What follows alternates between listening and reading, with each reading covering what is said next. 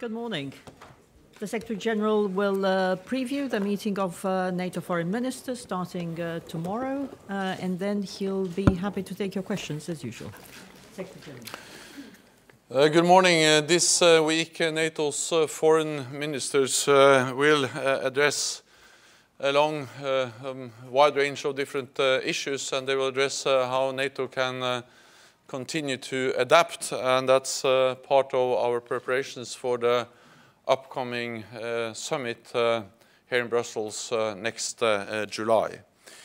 We will begin tomorrow with a meeting on NATO-EU cooperation and European defense, joined by High Representative Vice President Mogherini and ministers from Finland and Sweden. On the margins of the NATO summit in Warsaw in July last year, President Juncker and President Tusk and I signed the joint declaration on how to strengthen NATO-EU cooperation. We followed up with a package of 42 concrete measures, which has brought our cooperation to an unprecedented level. We have never worked together as closely and systematically in so many different areas.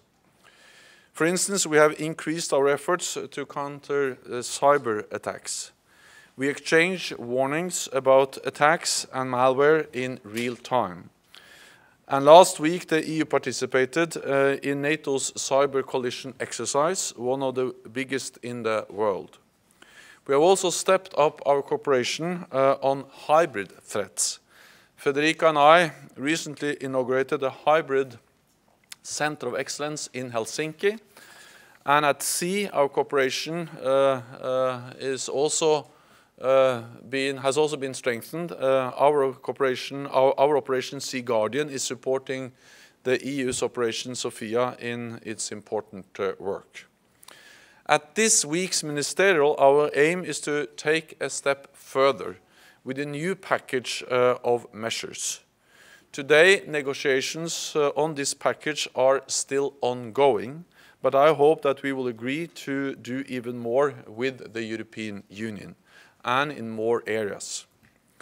Our aim is to make military mobility a new flagship for our cooperation. In an unpredictable security environment, our troops and our equipment must be able to move quickly whenever we need them to. This is vital for our security. And NATO needs the support of national governments and of the European Union to be able to do it. We also intend to strengthen our cooperation on countering terrorist threats. This is of deep concern to our publics, both in Europe and in North America. And we will do more to raise awareness of women's role in peace and security in our organizations and our operations. Later on Tuesday, we will discuss global challenges, including North Korea. It is worth remembering that events on the Korean Peninsula have shaped NATO profoundly. The outbreak of the Korean War in 1950 triggered the complete remodeling of the alliance. It literally put the O in NATO, with the creation of a permanent military headquarters and the positions of Secretary General and SACEUR. Today, our security is also linked to events in East Asia. Last week's launch of an intercontinental ballistic missile showed that all allied nations could be within range. Our partners in the region are at risk, and North Korea's actions are also undermining the global non-proliferation, arms control and disarmament regimes. So the whole world needs to apply maximum pressure on North Korea in order to achieve a peaceful negotiated solution. Allies have been clear and consistent in their condemnation and in pressing for full compliance with international sanctions. NATO has faced ballistic missile threats for decades. Our response has always been credible deterrence. We have the capabilities and the resolve to deter any attack. Our military strength is what makes diplomatic efforts possible. On Wednesday, we will address NATO's role in projecting stability and the fight against terrorism. We are adding 3,000 more troops to our training mission in Afghanistan. And we are working with partners like Jordan and Tunisia to strengthen their defenses. NATO is contributing to the global coalition to defeat ISIS with AWACS surveillance flights and by training Iraqi soldiers. But our work will not be done even when ISIS no longer controls any territory.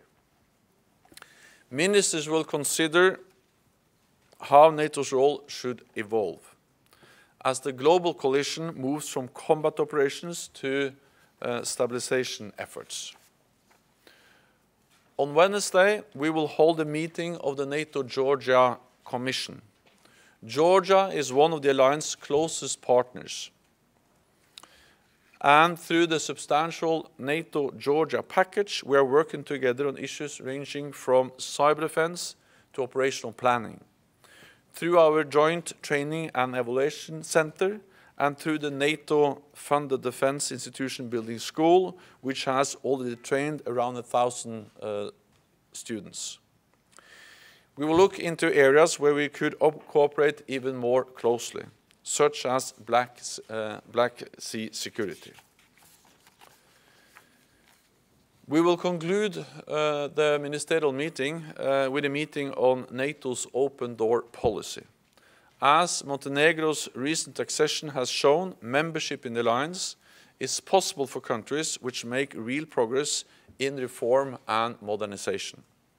So we will discuss how best to support those countries which aspire to join our community of shared security and shared values. We are now just 7 months away from NATO's next summit here in Brussels. And tomorrow I will have the pleasure of unveiling the summit logo together with the Belgian Prime Minister Michel.